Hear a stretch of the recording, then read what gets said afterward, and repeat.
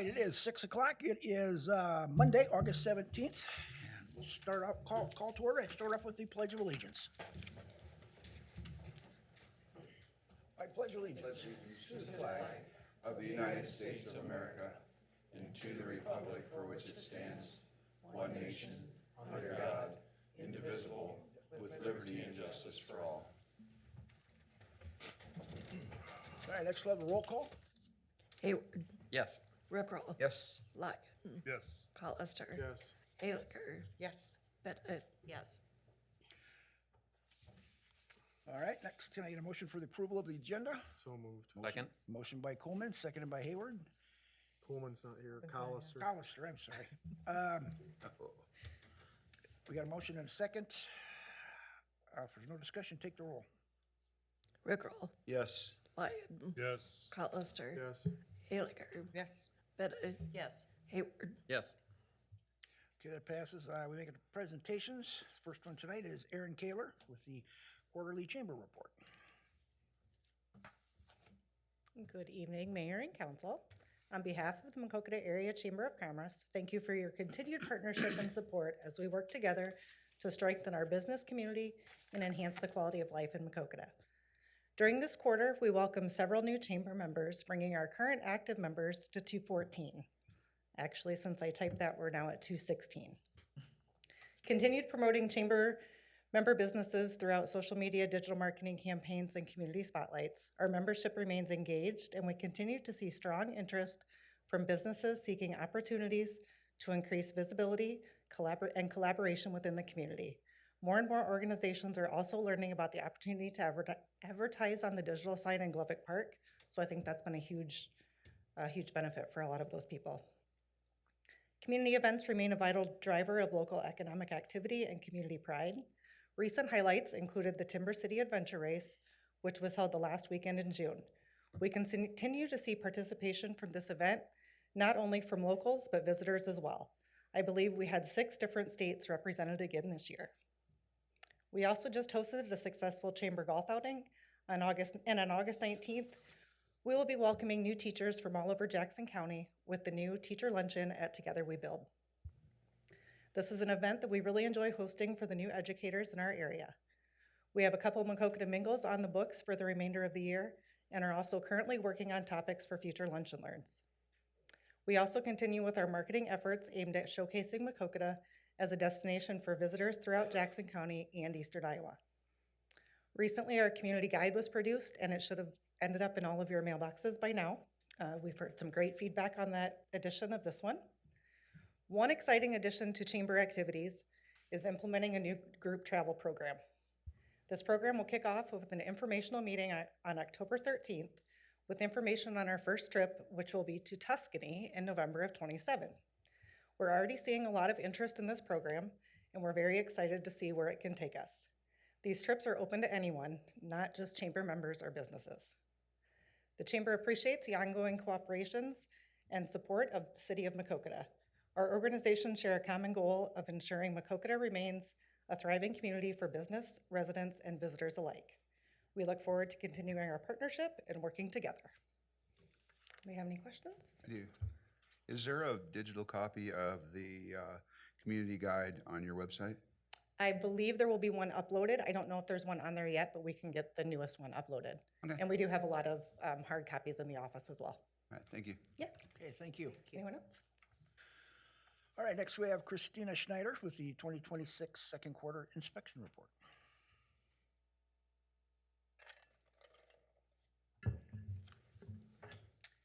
Mayor and Council, I am here to present the second quarter of the code enforcement report.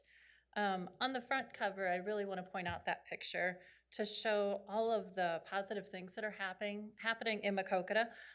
This is a picture of a house at 402 South Madison. It was a 7-bedroom home, fire damage, sat vacant for several years, and was recently rehabbed by Eric Arnsdorf, who, if you remember, won the residential rehab of the year last year. It's now a modern duplex, and it serves as a home for 2 families. The first page is the table of contents. Page 2 is the code enforcement purpose summary. The purpose of code enforcement hasn't changed, so you won't see any changes on that page. However, the third page are the operations of the second quarter of '26, where you'll see most of the changes compared to previous reports. During 2026, the city issued 50 building permits totaling $6,708.50, compared to 63 building permits totaling $4,131.88 for the second quarter of '25. 26 shows a decrease in the number of permits, but an increase in the total amount collected. New home construction and commercial additions were the primary difference in this in the 2 different years. This shows the value of property owners that want to invest in the city of Maquoketa.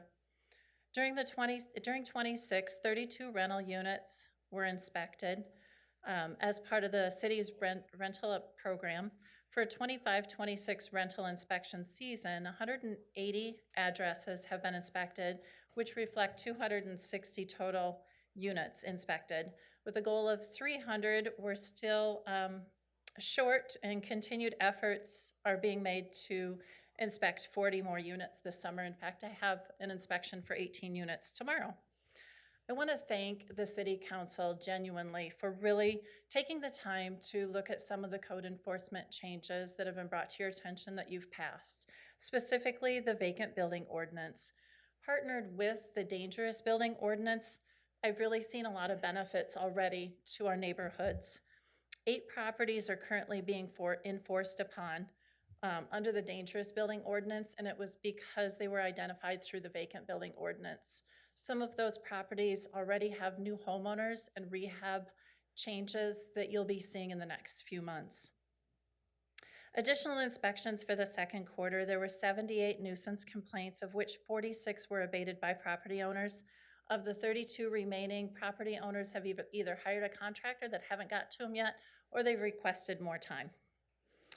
8 of those cases have pending municipal infractions where a judge will decide the outcome unless the nuisance is abated before we get to court. The city also received 89 grass complaints.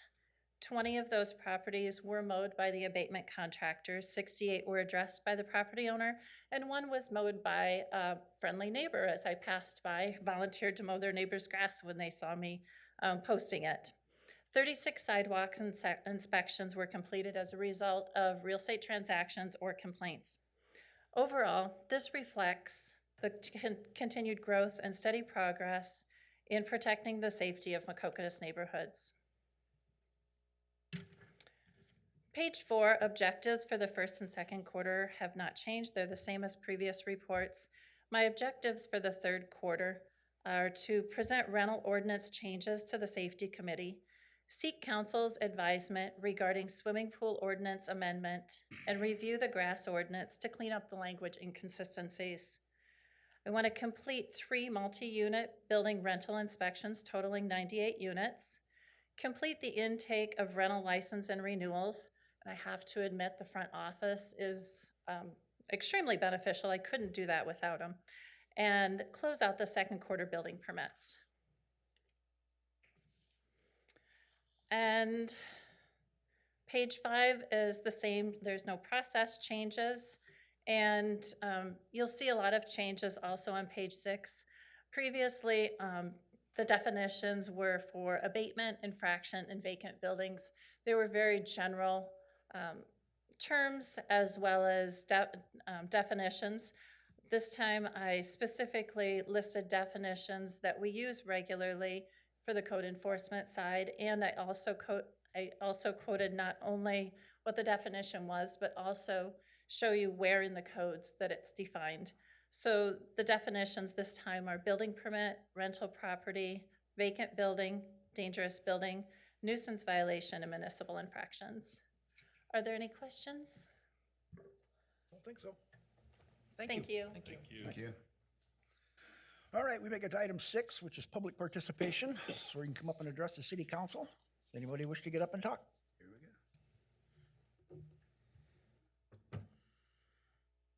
go. Okay. Oh, right. Anything new? As always, it's a 3-minute time limit, and if you cite Cite your sources if you bring any facts and figures. I'll cite them if you guys cite them. How about that? Fair deal? My name's Elias Langlois. Address, please. Name and address. What is there? And I also wanted to ask: is there what's your address? Mine? Yeah, 206 North Vermont. 502 Shoreline Drive. Thank you. Addressing data centers, I wanted to start out a little different tonight. I wanted to number one, I wanted to say I'm a believer in Jesus Christ. I believe He died for me. He is my Savior. And I was curious: is there any on this panel, or is there anyone here who would say the same? Is there any who would say Jesus is my Lord and Savior? Yes. Sure. And it's okay if it's not. Like, I'm just curious, strictly curious. I believe the Bible is God's word, and He speaks to all situations, all circumstances. And I had a verse to read. I got to be honest, I'm unprepared this time. A lot of family stuff going on. My wife is pregnant, about to have a baby. But these verses came to me from Ezekiel 34, starting a little lower in verse 2. It says, "Thus says the Lord God, woe shepherds of Israel who have been feeding themselves. Should not the shepherds feed the flock? You eat the fat and clothe yourselves with the wool. You slaughter the fat sheep without feeding the flock. Those who are sickly you have not strengthened, the diseased you have not healed. The broken you have not bound up, the scattered you have not brought back, nor have you sought for the lost, but with force and with severity you have dominated them." And I want to encourage you, what does God care more about than people? God loves people, and He holds leadership accountable all throughout His word. You're held to a higher standard. I just felt like saying that. That's how I wanted to start. Can I have my time? How much time do I have left? About a minute and a half. A minute and a half. I want to talk about NDAs briefly. They've been brought up the last couple meetings I've been to. I believe everybody here has said they have not signed an NDA. Is that correct?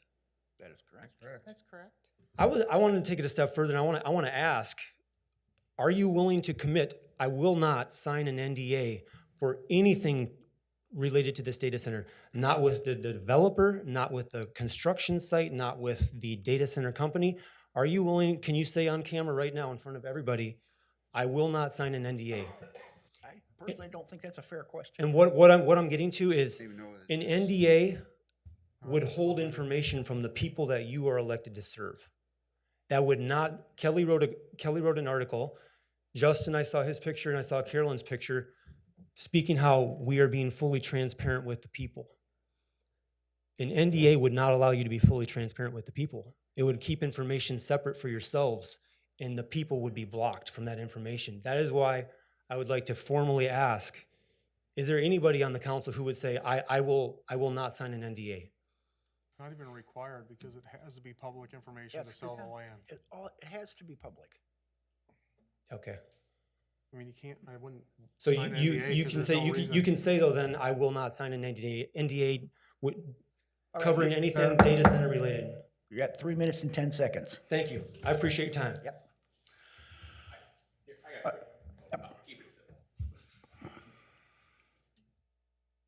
I actually had this line for when the. Name and address, Levi. Oh, I got it. Sorry, thank you.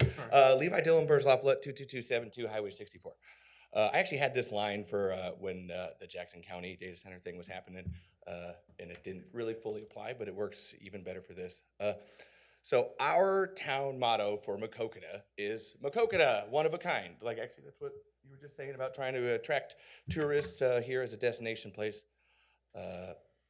As a question and as a statement, how does a data center make us different than anyone else? Okay, thank you. Anybody else wish to get up? Please, come up. Ain't very good at this. Name My and- name's name- Brent Nugent from Maquoketa, multiple places in Maquoketa. Our name's been brought up numerous times about the water problem that's on for the data center. I'm not more worried about the water consumption is of the discharge of the water consumption. Anybody tell me about the discharge of the water consumption? It has to go into the sewer system, taken down to the treatment plant. Does any of it stay in there and get recirculated with antifreeze or anything on that respect? Has anybody asked that question? I think, because just to be respectful of his time, we don't have a site plan, we don't have an advanced plan, so a lot of the data that you're gonna wanna hear an answer for, Brent, Right. we don't have. And that's why I'm But- here, because I don't want, we cleaned our property up Yep. as our fire, okay? The city, and I know Tom's been around longer as I have. I've been here for 40 years in town. I don't want the city to do the discharge of that water so it stays in that building. Statistically, I understand the data centers are here 5 to 10 years and they're gone. I don't want the city or the taxpayers of Jackson County to have to clean up a 44-acre piece of property like we did Clinton Engines. I didn't know if we could put some kind of, if you get into some agreement with this data center, is there some kind of a $5 or a $10 million parcel that you could put in a trust fund so the taxpayers that do not want a data center don't even have to pay for having it demolished when they leave. That's my concern, because we did pay for downtown. We did pay for Clinton Engines. I've been here, okay? I've seen all this. I sure do not want to see the taxpayers of Jackson County or the city have to clean up another mess that we don't want. Okay, we'll have to see where this goes, but we can certainly take that into consideration. Thank you. You bet. All right, anybody else?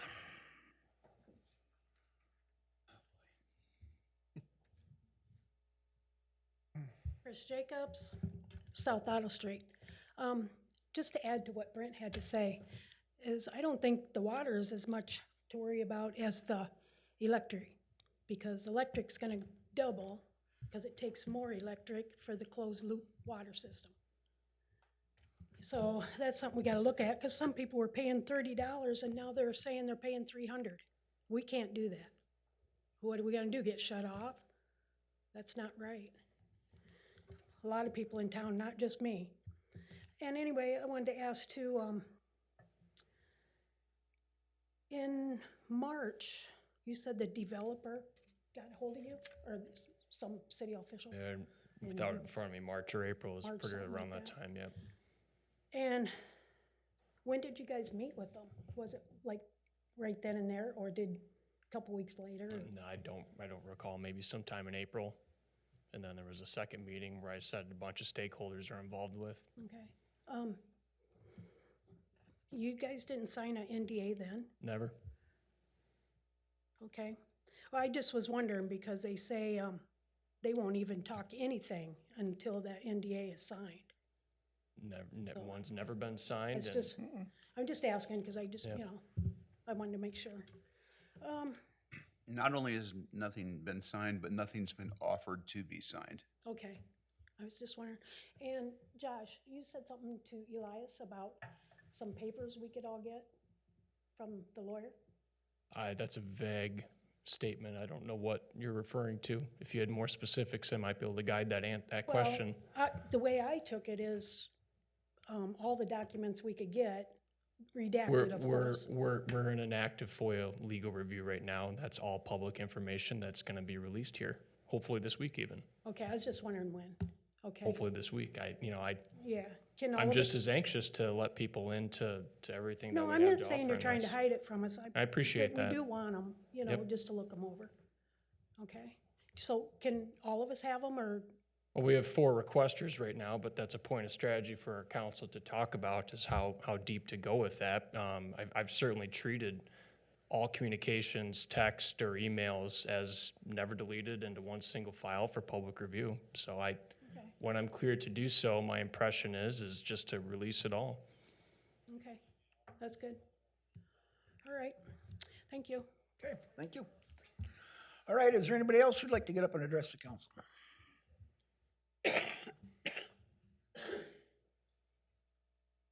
D. Degg, North Second Street, Maquoketa. We do not want nor need a data center in our community. Data centers are the technical riffraff. You let one in, more will follow, bringing in more water guzzling, electric draining, and pollution, especially to the water. Look at Cheyenne, Wyoming. They can't even drink theirs now. what we do need is major industries that will provide jobs at a good rate of pay and will give our residents a local location to work. And maybe we could get rid of the stigmatism of being a bedroom community. And just in case you need educated, a bedroom community is a small community that has no major industries and is lived in by people who go to work in another town, which many do. And there seems to be some forgotten things. You all have seemed to have forgotten them, as well as the President of the United States and most every other government entity. We the people, not you the people, we the people. We are the sovereign. Our government works for us. We don't, that's the truth. Our elected officials work for us. You do not get to bypass the people. You do not get to hide the truth from us. An NDA would be hiding the truth from us. Thank you. Anybody else? Last chance. Hey, Mayor, we had a hand up on online there name. It's iPhone. I know that's not their name unless they had some creative naming back in the day. But if you're listening, you had your hand up. I didn't know if you wanted to identify yourself and add a comment with your address.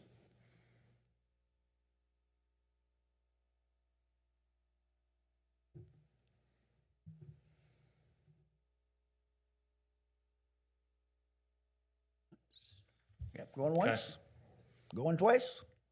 Okay, we're done, we'll move on. Item 8 is our consent agenda, consisting of the minutes of the August 3rd, 2026 regular council meeting.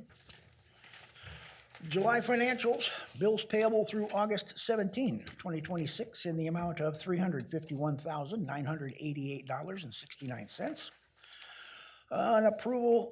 Approve an ownership amendment for retail alcohol license filed by Casey's Marketing Company. Item E is a renewal of a special Class C retail alcohol license filed by Jackson County Fair Association. Item F is a renewal of a special Class C retail license filed by the City Limits Family Restaurant. Renewal of a device license filed by Main Street Tobacco. And assigning Councilman Dick Rickerl as Chair of the Public Safety Committee. What was the definition of device? A device in which you inhale tobacco, your typical vape, hookah. It's required. This is the same license that was passed last year for this same business. The fee for it's $1,500. I generally described it to you, but it's any device in which is an assisting device to inhale tobacco in whatever form that may be. So moved. Okay, got a motion by Collister, Second. seconded by Rickrell. If there's no discussion, take the roll. Lyon, Yes. Collister, Yes. Taylor, Yes. Bennett, Yes. Hayward, Yes. Rickrell. Yes. Okay, that passes. We have no old business. It takes us to new business. Item A is a resolution approving change order number 1 in an increased amount of $14,800 payable to commercial recreation specialists for the Maquoketa Spray Pad Project. Motion by Collister, Second. seconded by Bennett. Any discussion? Take the roll. Collister, Yes. Taylor, Yes. Bennett, Yes. Hayward, Yes. Rickrell. Yes. Lyon. Yes. All right, item B is a discussion and possible motion authorizing the Destination Iowa Complimentary Award Agreement. Thank you, Mayor. Nate, you can come up and we'll chat this out. This is really kind of a fascinating time in government where the American Rescue Plan Act that was signed, $1 trillion stimulus package overall, cascading to states, going to local governments, and we programmed a portion of the state's money for the Destination Iowa project out at Prairie Creek with Jackson County Conservation. A couple months ago, you saw, or maybe last meeting even, or 2 meetings ago, there was an amendment to have a financial reward because we had our project completed on time. Others were not in such fortunate position. The state is still trying to program money out of those sources, and they have very aggressively reached out to Nathan and I assume many others, to say, what other objectives do you have that fit your original application intent for your for the project? And so Nate could tell you I had a lot of nervousness about testing and passing the audit of this Destination Iowa program, which seems to be under heavy scrutiny every time we submit a reimbursable. So we wanted to make sure that we were presenting something that was good to go at this point. I have high confidence that we're there. We were able to meet with IEDA staff and their auditor on Thursday afternoon. But in summary, Nathan, the Conservation Board, put together a very sharp application towards IEDA over some outstanding objectives the Conservation Board and the Friends Group have had out at Prairie Creek. I've outlined those. I've asked Nathan to be here to explain what he's hoping for. This doesn't create any extra financial liability for our city council or city of Maquoketa residents. And any local match is tied to the Friends Board from Jackson County Conservation. But I thought I'd ask Nate to come here to be a backup support and finishing off a couple things how they wish. There are some extremely tight timelines for the Conservation Board and their contractors to get this done, and so bills are paid in early November, which may even require a special meeting of some sort at that time. Not quite sure yet. So Nate. Yeah, so we got put on kind of a short timeline, and I brought it up to Josh, do we even want to proceed? And we did. So we targeted some things that our Friends Group had on their docket in the future, and they had funding available. So with this being tied to Destination Iowa, I had to work with the city of Maquoketa, and I appreciate you guys' help going with all the projects we've gotten going out there at Prairie Creek and all the area here. But we targeted signage on their trail system, signage along our roads, and then our pond restoration was the main target out of this grant application addition.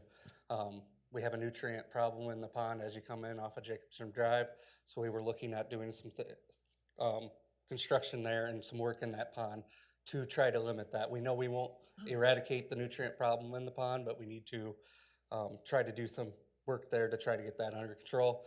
And we'll see even more issues with that with all the storm damage stuff going in above. So those are the things, and then we had some miscellaneous improvements, and also on our docket, we already had it contracted to do some paving below the new disc golf course to add a few extra parking spaces. So in the 3-day window we had to put this together, I put all that on this with cost estimates, our labor, and things I had on dock. And then what we need is to work with the city as an avenue to make this money run.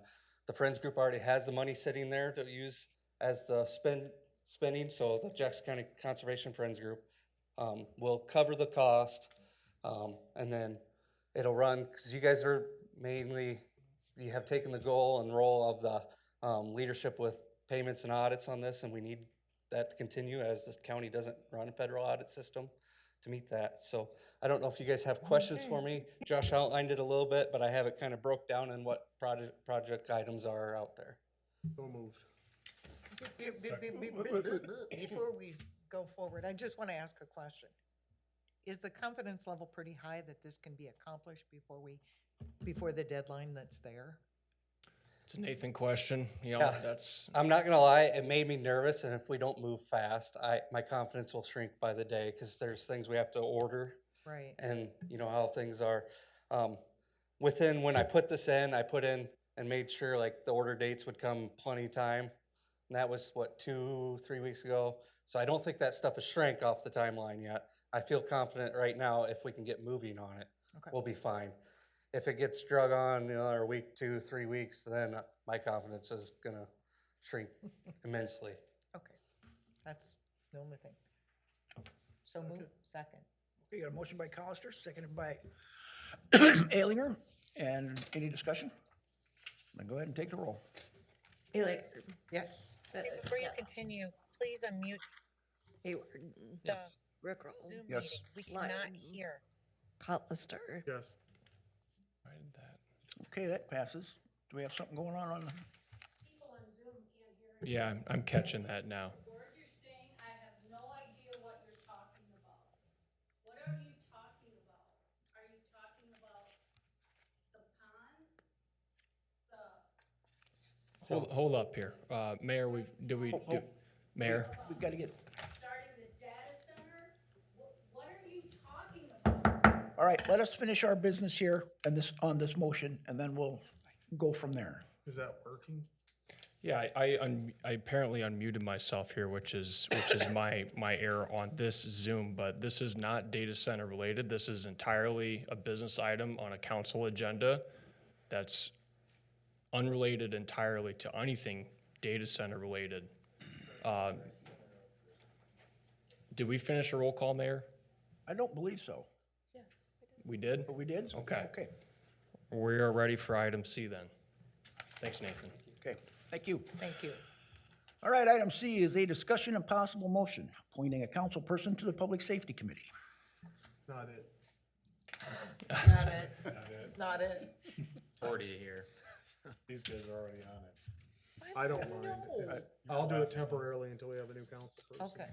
All right, somebody want to make a motion for that? I move that Josh Callister be I second appointed. that. Okay, we got a motion by Lyon and a second by Bennett to appoint Josh to the Public Safety Committee. Any discussion? Then take the roll. But, yes. Hey, Yes. Rickerl, Yes. Lyon, Yes. Hollister, No. Haley, Yes. All right, that passes, buddy. Item D is a discussion and possible motion, setting a special city council meeting date and time and a general presentation format for the purpose of in-person council member at-large application presentations. Go ahead. Thank you, Mayor. Little open-ended item here, but we've had heavy interest in the appointment seat for the at-large position. So last time we did this, Councilman Alinger, you came on. You were single application. Congratulations. The council won't have the luxury this time, and there's multiple candidates that are going to be great competitors, in my opinion. And so there's a number of ways that you could do this, in my opinion. If there's general talk you wish to have in open session, I'm not sure you want to do that. You could ask the candidates to go in a closed session, and this kind of happens in different ways. Where I was reviewing this with our city attorney, and I don't know what you do if a few wanted to go into closed session, but a couple didn't, or if one said yes, but I need to be there, and I just don't know if that's exactly the proper a way to assess people in this sort of discussion when we have these presentations. So I guess one of the alternative ideas that our attorney and I were thinking about, and you let me know and you can please talk, is to have our applications, which are due the 19th. We would effectively ask for a ranking order from each of you individually after the presentations. And those will all be public documents. Nothing's hidden about them. And you turn those in, and staff will average them, each applicant across what your scores are. And I'll use Jan as an example. If Jan's average score is 1.8 and she's the top score out of them, well, then I think that we agree that the top scoring person gets the position. And next meeting, we come back and it's appointment of such and such, Jan, and they're sworn into the at-large seat at the next meeting. So you have some options, and I just wanted to use this as kind of a general outline and discussion of how you see this going, because of the uniqueness of having multiple candidates in place for this round. I'd also recommend having a special meeting at some point here in the near future, possibly even Monday night if everyone's available at 6 p.m. like our normal meeting time, so that we can separate out presentations from normal council business like we do every other week like tonight. So that's what I have to say right now, but I have at least talked some with our attorney on this, and I wanted to leave it to you on what you feel is maybe your best avenue for getting to the appointment you want, because I think you'll have some good choices and some tough choices. I think it's the way to go. I like the ranking thing. I can't be here till 6:30 if you decide on a meeting on Monday. Excuse me? Next Monday, I wouldn't be able to be here till 6:30. Already have a meeting at 7 next Monday. But I can avoid it, I suppose. Anybody else? I'm open. I think that's a great idea. Would that be a closed session then, or would it be open? It's to the open, public? it's Okay. open session. I Okay. don't know what you're thinking for time limit, if it's 3 or 5 minutes or general guidance for that matter. You know, I guess our attorney and I also spoke about, you know, how do you have a standard set of like 3 questions that you'd ask, and at least want to be kind of fair and open to the candidates on kind of the preparation for those questions that'll be asked, so no one has their name drawn out of a hat and is the unlucky first or something. But you know, if there was a disadvantage to a certain person by a council member asking hard questions but not someone else, I mean, if there's questions, our attorney also recommended that I be the one to just ask for that purpose of staying objective and having the same conversation set. So I guess that'd be our advice now in order to avoid closed session talk, what was said in closed session, what if someone consented and someone else didn't. And I think you might want to avoid the complexity of that given how popular this application round is. Okay. So Anybody? with the questions, so they'll give a presentation. Yeah. We wouldn't be able to, if we have questions based on their presentation, we're not gonna be able to address those, I think that. based on what you're saying. Yeah, right, but, you know, a lot of interviewing in a job, for example, for the city is you do have your standardized set of questions, and what we always go through as staff is, hey, we do have a standardized set of questions, but if it's, hey, tell me a little bit about what you meant on such and such, that's usually fine in the interviewing context. So I don't want to sit here and say you're not allowed to ask questions, but I think I'm just telling you that it'd be nice to keep them as standardized as possible.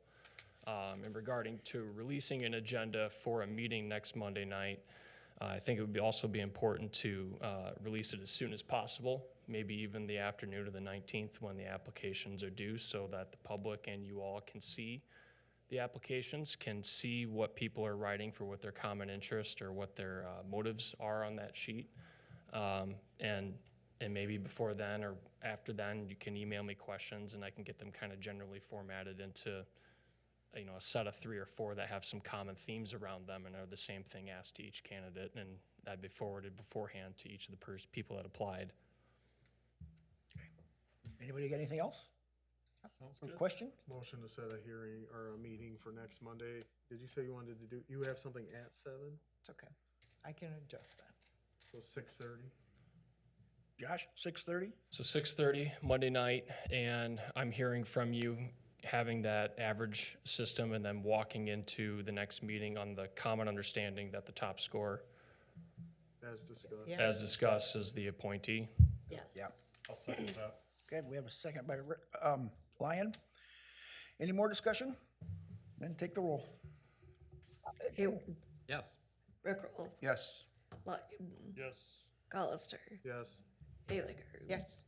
Bennett. Yes.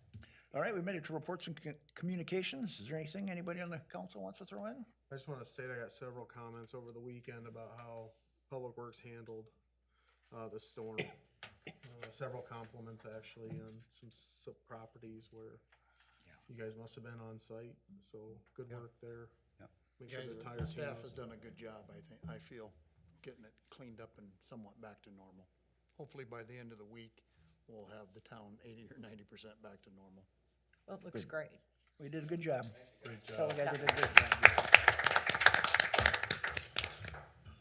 All right, anybody else? Josh? Thank you. Oh. First things first, I did make an error tonight by not unmuting. The YouTube video that goes online from Katie in the back room here has the audio. So if you've been online wondering what was said, that's available for YouTube review after the fact. So I first want to state that and apologize if you've logged in tonight wondering what was said. John and council just took my one thing, but I'd also say, the contractors and the people quickly responding to this also did an amazing job. And if you're wondering where everything goes, you just need to drive past more local on Birch Drive and take a left. It's not magic, it goes somewhere. Friday afternoon, candidate Rob Sands stopped by, and I was kind of poked for something of a meeting, because we don't have any state aid right now or federal aid in this problem. It seems to have hit Maquoketa only hard in Iowa, and then moved into Chicago and the south suburbs, where it created a lot more damage too. Mr. Sands said, it's not as bad as we thought, and I go, yeah, it's because our staff is amazing, so. Thank you for recognizing that.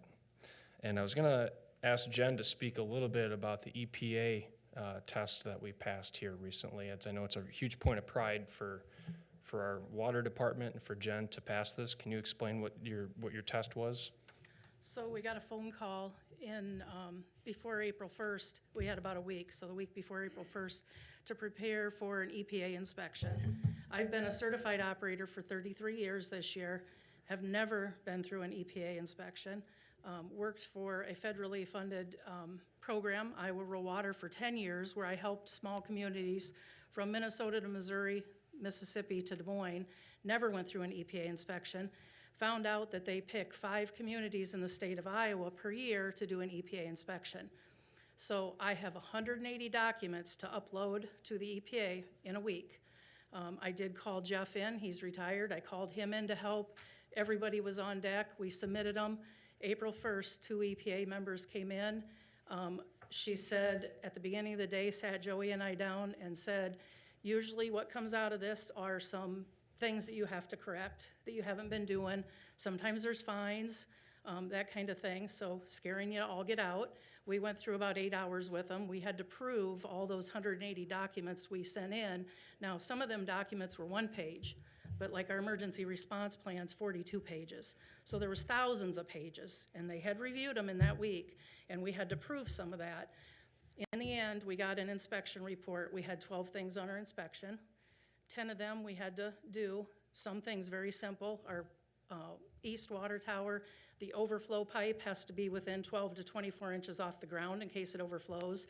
Ours was only 8, so we cut that off. Things simple like that. And we had to resubmit. Once we resubmitted, we got the final letter last week. It said we had 2 things that they recommend. One is that we move the skate park. It's just a recommendation. They don't like where it's at.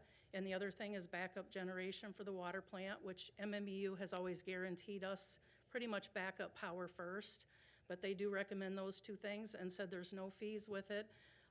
Like I said, this was just a huge success for us, and we're very proud that we Very got good. through it. Congratulations.